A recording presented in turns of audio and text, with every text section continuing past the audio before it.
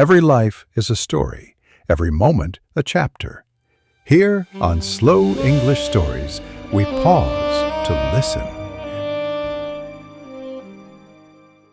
Welcome to Slow English Stories. Today's story is a fairy tale. It is about a girl who hated to work. And 3 strange women who saved her. This is the 3 spinners. Alara did not hate the spinning wheel. Hate was a strong, hot feeling. It was like a fire in the winter. What she felt for the wheel was a quiet coldness. It was a deep stillness. The wheel sat in the corner of their small cottage. It looked like a spider made of dark wood. It was always waiting. A thin layer of dust covered its wheel. It was a soft gray blanket. It showed the wheel had not been touched for a long time. Instead of spinning, Alara sat by the window. The window was her world. She watched the clouds move across the sky. They changed from white castles to gray dragons. She watched the birds build nests in the spring. She watched them fly south in the autumn. She knew the shape of every tree on the hill. She knew the sound of the wind in their leaves. Her mind was always busy, but her hands were still. Her mother did not understand this. For her mother, a woman's hands must always be busy. A woman's worth was measured by the thread she spun. In their village, this was the great truth. A good daughter made good thread. A good wife made mountains of it. Alara's still hands were a bad sign. Her dreamy eyes were a bad sign. They pointed to a dark future. A future of loneliness and poverty. Her mother's sighs were the soundtrack of Alara's days. The sighs were heavier than the smell of boiled cabbage. They were heavier than the wood smoke in their small home. One gray afternoon, the silence broke. "You will spin today, Alara," her mother said. Her voice was not a request. It was a flat, hard stone. Alara looked from the window to the wheel. "The clouds are gathering for a storm, Mother. The sky is turning purple." "The sky can do what it wants," her mother snapped. "Your hands will do what I say." Alara did not move. It was not a fight with words. It was a battle of silence. She did not refuse because she was lazy. She refused because of a deep, unspoken fear. She feared the life the spinning wheel promised. A life of sitting in a dark corner. A life of turning her life into a single, monotonous sound. It was a rejection of the only story her culture offered her. Her mother's patience was worn thin. This quiet war had gone on for years. Her patience finally tore. Anger flashed in her eyes. This anger was born from fear and shame. She grabbed a thin wooden stick from the fireplace. The first strike landed on Alara's shoulders. It was a shock, sharp and hot. Alara cried out. The second strike was harder. Alara's cries were not just of pain. They were the sound of a trapped bird. A scream against the cage of her life. Her cries were so loud. They spilled out of the small window. They went onto the muddy road outside. The cries were so loud that they reached the Queen's ears. Her black carriage was passing by at that moment. The carriage stopped. The sound of horses and heavy wheels was a sudden shock. A moment later, the cottage door opened. The Queen herself stood there. She was tall and dressed in dark silk. The tall, imposing Queen stood in the doorway of the small cottage. "Why are you beating your daughter?" the Queen asked. Her voice was calm, but held great power. Her cries can be heard all the way down the road. Alara's mother froze. Her face turned red with shame. To admit her daughter was lazy was to admit she was a failure. In that moment of panic, a lie was born. It flew from her lips, quick and clever. "Oh, Your Majesty," she said, bowing low. "I cannot make her stop. She wants to spin all day and all night. She loves it more than anything. But I am poor. I cannot buy enough flax to keep her busy. My heart breaks to see her so sad." The Queen's serious face softened into a smile. "There is no sound I love more than a spinning wheel," she said. "I am never happier than when I hear it. If your daughter loves to spin so much, let her come with me. She can come to the palace. I have enough flax to keep 100 women busy. There, she can spin to her heart's content." Alara watched her mother's face, filled with relief. She was completely satisfied. She had traded her daughter for her pride, and she was happy with the deal. Alara felt a cold space open in her chest. She was not a daughter anymore. She was a story. She was a lie that her mother had sold to a queen. Without another word, the Queen led Alara out of the cottage. She led her into the grand carriage. Alara did not look back. The journey to the castle was a blur. It was a blur of rattling wheels and swaying curtains. When they arrived, the world changed. A massive drawbridge was lowered over a dark moat. They passed through a stone gatehouse. They entered a wide courtyard. The castle was a giant made of gray stone. Its tall turrets seemed to touch the clouds. It was grand and impressive, but it was also cold. The stone walls held no warmth. The air echoed with the sounds of horses and distant shouts. It was a fortress. It was a place designed to keep people out. But Alara felt it was designed to keep people in. This was not a home. It was a beautiful cage. The Queen led her through a great hall. The room was so large their cottage could fit inside it 10 times. Their footsteps echoed on the stone floor. They climbed a winding staircase inside the main keep. The stone steps were worn smooth by centuries of use. The air grew cooler as they went up. Finally, the Queen stopped before a heavy wooden door. She opened it.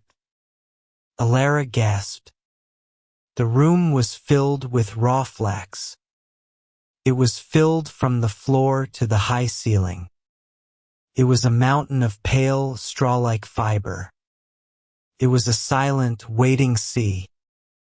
The air was thick with the smell of the flax. At first, it was a clean, mildly nutty scent.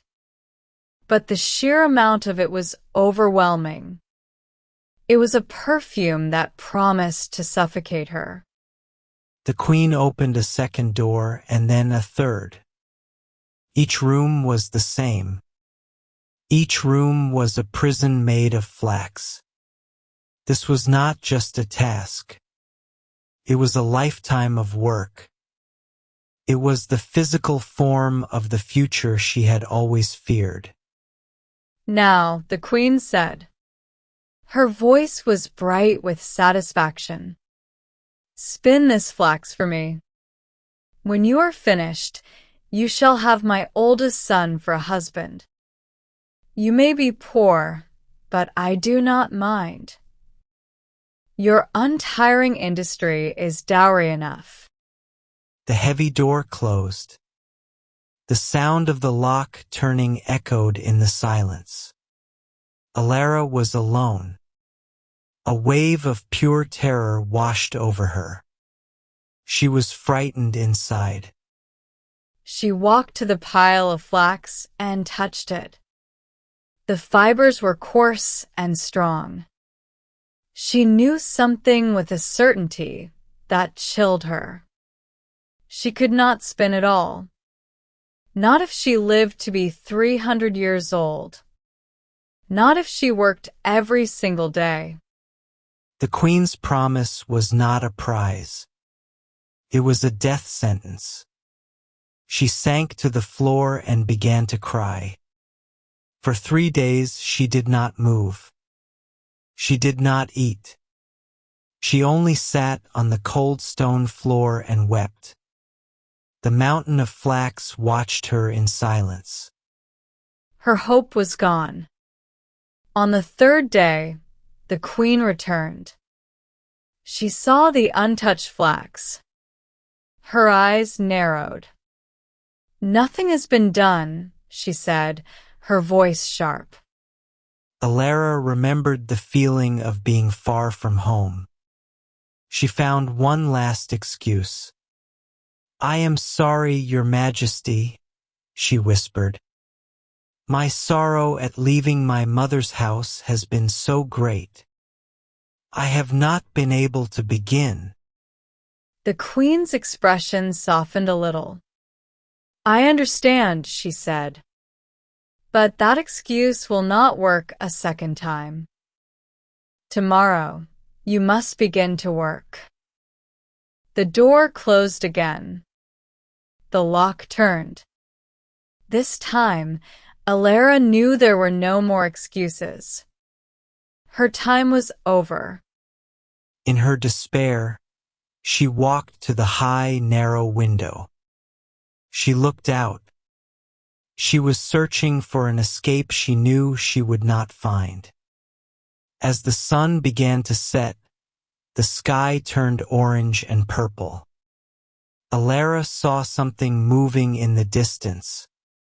3 figures were walking towards the castle. They were women, but they moved in a strange, rhythmic way. As they came closer, she could see why they moved strangely. The first woman had a broad, flat foot. With every step, her foot pressed into the earth. It was as if she were treading on something soft and invisible. The second woman had a lower lip so large it hung down over her chin. It moved slightly with the rhythm of her walk. The third woman held one hand in front of her. Alara could see she had a thumb as wide as 2 of her own. They were not beautiful. They were strange and powerful. They were marked by a lifetime of secret, tireless work. They stopped directly below her window. They looked up. One of them called out. Her voice sounded like rustling leaves. What is wrong, little bird in a stone cage? Alara had nothing left to lose. She told them everything.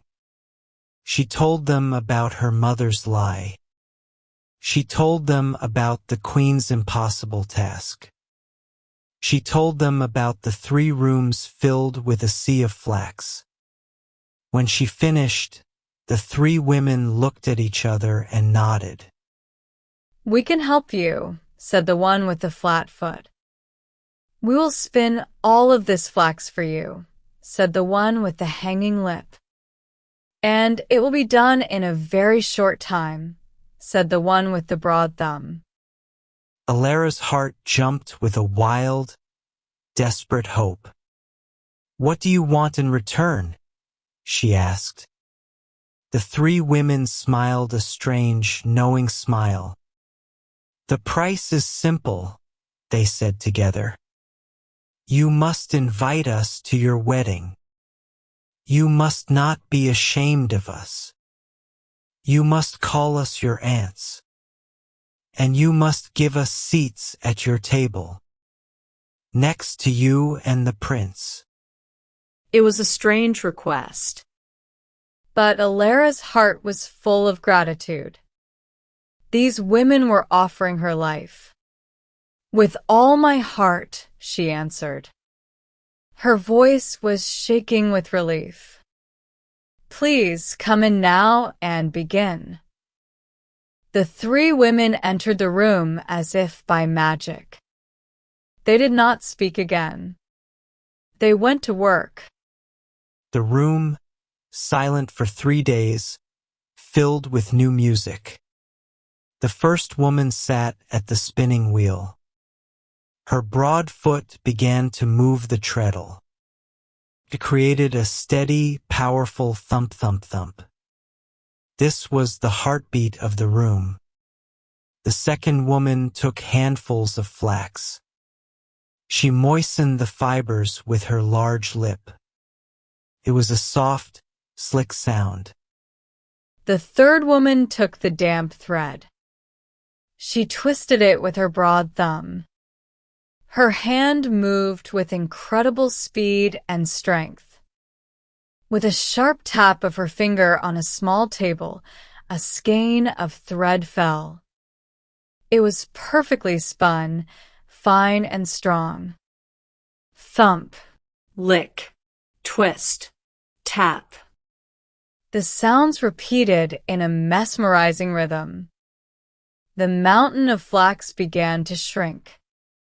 The pile of beautiful, finished thread began to grow.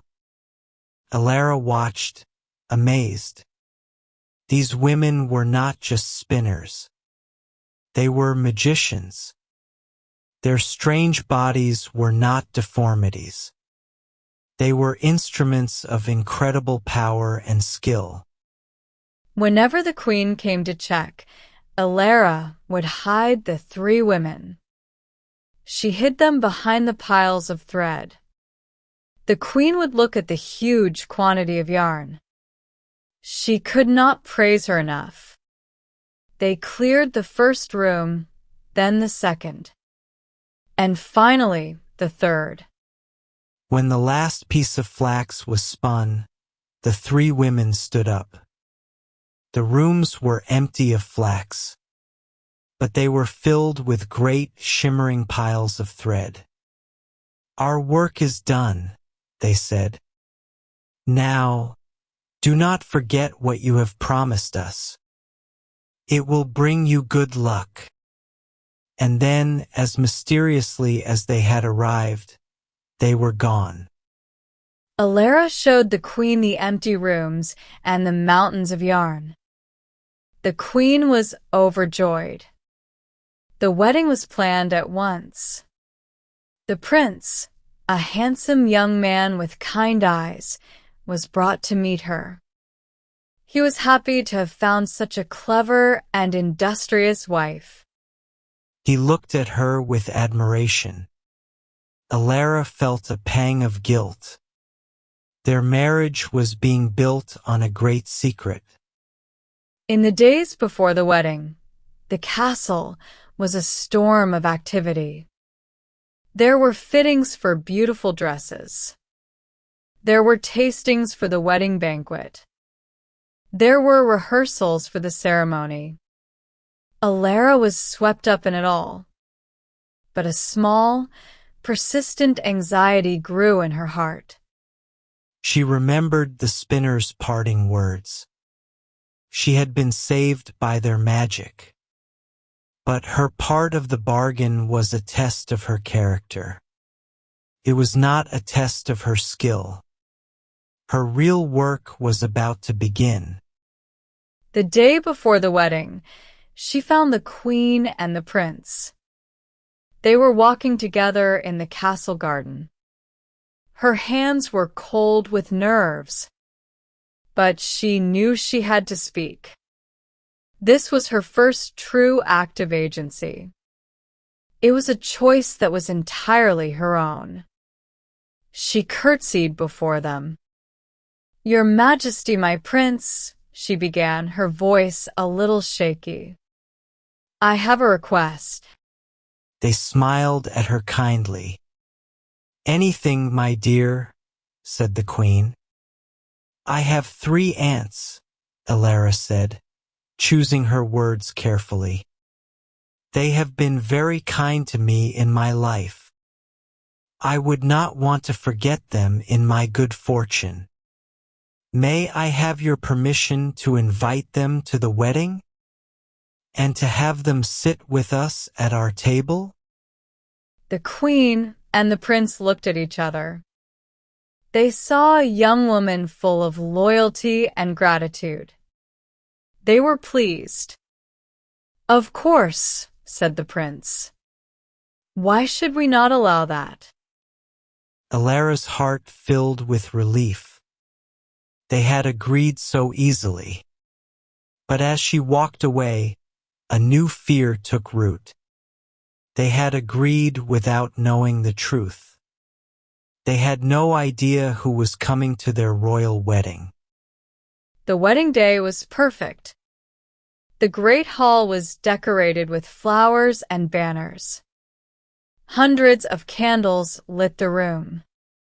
Their light danced on the jewels and silks of the noble guests. Music played.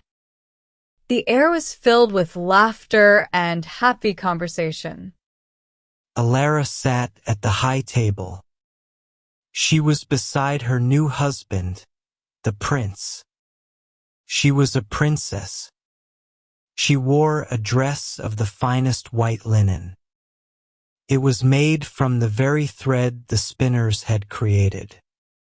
But she could not relax. Her eyes kept moving to the huge wooden doors at the end of the hall. Then the music stopped. The conversation faded. The great doors swung open. The 3 spinners entered.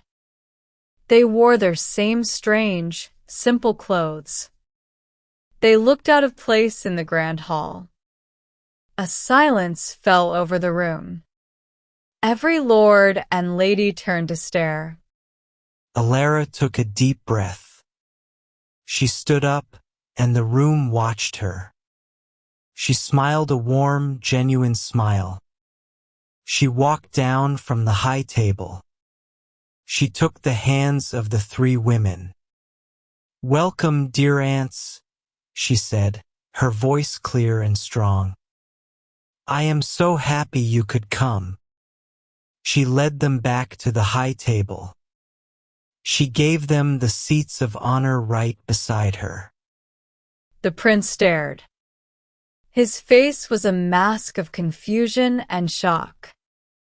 He leaned over to Alara and whispered, "Who are these hideous women?